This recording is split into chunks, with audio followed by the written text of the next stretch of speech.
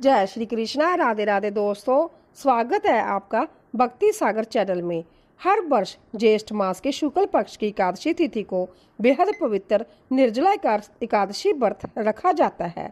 इस एकादशी का व्रत रखने से साल भर की सभी एकादशियों का फल प्राप्त होता है।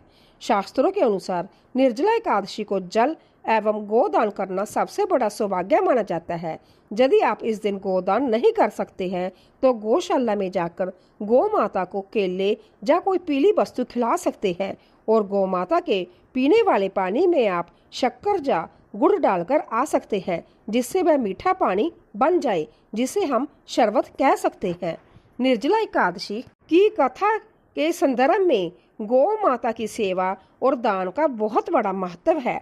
इस व्रत की कथा में और इसके समापन पर गौ सेवा को मोक्ष और पुण्य का मुख्य द्वार माना गया है। व्रत की पूर्णता और मोक्ष की प्राप्ति। निर्जला एकादशी का व्रत बिना पानी पिए रखा जाता है, जो बेहद कठिन है।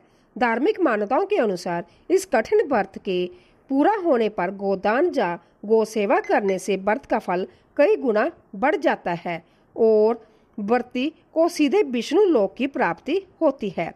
नंबर 2 पर बैतरणी नदी पार करने का माध्यम। पुरानी कथाओं में वर्णन है कि मृत्यु के बाद आत्मा को बैतरणी नदी पार करनी होती है। निर्जला एकादशी के पावन अवसर पर जो व्यक्ति गौ माता की सेवा करता है या उनके चारे पानी की व्यवस्था करता है, गौ माता उसे यमराज के कष्टों से बचाकर बैतरणी नदी पार करवा देती है। नंबर 3 पर आता है भीषण गर्मी में जल और चारे की सेवा का महत्व। यह एकादशी ज्येष्ठ मास की तपती गर्मी में आती है। इस दिन जहां मनुष्य खुद पानी के बिना रहता है, वही बेजवान गौ माता के लिए शीतल जल, हरा चारा और गुड़ की व्यवस्था करना सबसे बड़ा पुण्य कर्म माना गया है। इससे भगवान विष्णु अत्यंत प्रसन्न होते हैं। नंबर 4 सभी तीर्थ और व्रतों का फल एक साथ। कथा के अनुसार जब भीम ने महर्षि वेद व्यास जी से पूछा कि वह साल की सभी एकादशी नहीं कर सकते, तब व्यास जी ने केवल निर्जला एकादशी करने को कहा।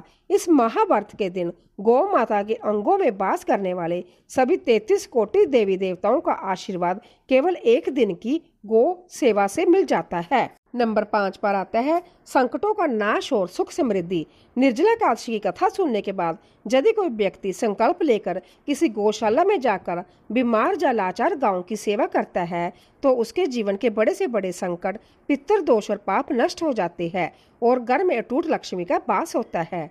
निर्जला एकादशी के दिन जो जीव गौ माता को ग्रास, भोजन और जल देता है, उसके कोटि जन्मों के पाप कट जाते हैं और वह साक्षात श्री हरि का प्रिय भक्त बन जाता है।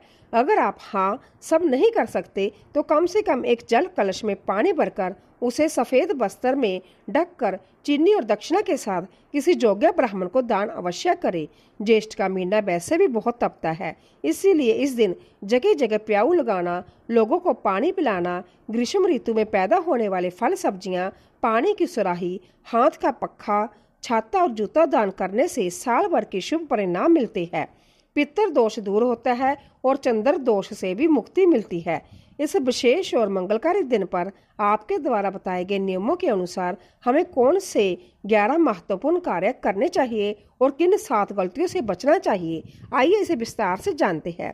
निर्जला एकादशी पर अवश्य करें जे 11 शुभ कार्य। विष्णु आराधना। इस पावन दिन पर पीताम्बरधारी भगवान विष्णु की माता लक्ष्मी सहित पूरे मन से आराधना और विधिवत पूजा करें। मंत्र जाप। पूजा के साथ ही आपको अपनी यथाशक्ति के अनुसार प्रभु श्री विष्णु के महामंत्र ओम नमो भगवते वासुदेवाय का निरंतर जाप करते रहना चाहिए। पवित्र निर्जला व्रत। इस एकादशी के दिन बिना जल ग्रहण किए व्रत रखे। पद्म पुराण के अनुसार इस व्रत को विधि पूर्वक करने से साधक के सभी मनोरथ सिद्ध होते हैं। सूर्योदय से जल का त्याग। शास्त्रों के अनुसार एकादशी व्रत में सूर्योदय से लेकर दूसरे दिन के सूर्योदय तक जल का पूरी तरह त्याग कर देना चाहिए। ब्राह्मण भोजन व दक्षिणा। द्वादशी के दिन सूर्योदय के बाद विधि पूर्वक किसी ब्राह्मण को आदर पूर्वक भोजन करवाएं और अपनी श्रद्धा के अनुसार दक्षिणा दे। अन्न व जल का पारण। ब्राह्मण को भोजन और दक्षिणा देने के पश्चात ही साधक को समव्य अन्न और जल ग्रहण करके अपने व्रत का पालन करना चाहिए। कथा श्रवण। भक्ति पूर्वक इस व्रत को करने से करोड़ों गायों को दान करने के समान फल मिलता है। इसीलिए इस दिन निर्जला एकादशी की कथा पढ़नी या सुननी चाहिए। पानी से भरा घड़ा दान करें। इस दिन साधक को संभव बिना जल पिए किसी जरूरतमंद व्यक्ति या श्रेष्ठ ब्राह्मण को मंत्र पढ़कर शुद्ध पानी से भरा घड़ा दान करना चाहिए। देवी देवताओं को प्रसन्न करना। इस दिन श्री हरि विष्णु और लक्ष्मी जी के साथ साथ श्री कृष्ण, जल के देवता वरुण देव और एकादशी तिथि के देवता विषव देव गणों की भी पूजा करनी चाहिए। पीपल वृक्ष की पूजा। यदि आप दान पुण्य के विशेष उपाय नहीं कर सकते तो इस दिन पीपल के पेड़ में जल अर्पित करके उसकी विधिवत पूजा करें। इससे कर्ज से मुक्ति मिलती है। पौधारोपण करना। इस दिन प्रकृति की सेवा के लिए पौधारोपण करने का भी बड़ा महत्व है। कहीं भी पर भी पीपल, बरगद, नीम, कैथ आदि का पौधा अवश्य लगाएं। इस दिन भूल कर भी न करें जैसे 7 कार्य, इनसे बचे। चावल और नमक का सेवन। एकादशी के दिन भूल कर भी चावल नहीं खाना चाहिए।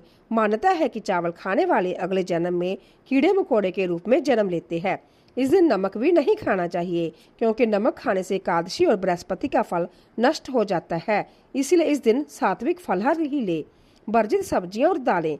इस दिन मसूर की दाल, मूली, बैंगन, प्याज, लहसुन, शलजम, गोभी और सेम का सेवन भी नहीं करना चाहिए। तामसिक भोजन। नशा और पान। व्रत से एक दिन पहले दशमी तिथि से ही अपने भोजन पर ध्यान दें। तामसिक व मांसाहारी भोजन का सेवन ना करें और मदिरा सहित सभी प्रकार के नशे से बिल्कुल दूर रहे। इस दिन पान भी नहीं करना चाहिए क्योंकि पान खाने से मन में रोजगुन की प्रवृत्ति बढ़ती है। मानसिक अशुद्धता। क्रोध और चुगली व्रत करते समय किसी के प्रति मन में बुरे विचार ना रखें।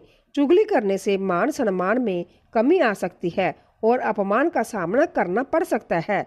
इस दिन क्रोध नहीं करना चाहिए और हर तरह के वाद विवाद से बिल्कुल दूर रहना चाहिए। ब्रह्मचर्य का उल्लंघन। इस दिन भूलकर भी स्त्री संग प्रसंग नहीं करना चाहिए। साधक को मन, वचन और कर्म से पूर्ण ब्रह्मचर्य का पालन करना चाहिए। तुलसी दल को स्पर्श करना और बिस्तर पर शयन। एकादशी के दिन तुलसी को जल अर्पित नहीं करना चाहिए और ना ही उसे छूना चाहिए क्योंकि तुलसी माता इस दिन उपवास में रहती है। साथ ही व्रत से एक रात पहले सोए नहीं। पूरी रात भगवान विष्णु और माँ लक्ष्मी की आराधना करें। इस दिन पलंग पर नहीं सोना चाहिए, भूमि पर ही आराम करना चाहिए। दैनिक क्रियाओं से जुड़े नियम। झाड़ू, पोंछा और दातुन। इस दिन घर में झाड़ू और पोंछा नहीं लगाना चाहिए क्योंकि चींटी आदि सूक्ष्म जीवों की हत्या का दोष लगता है।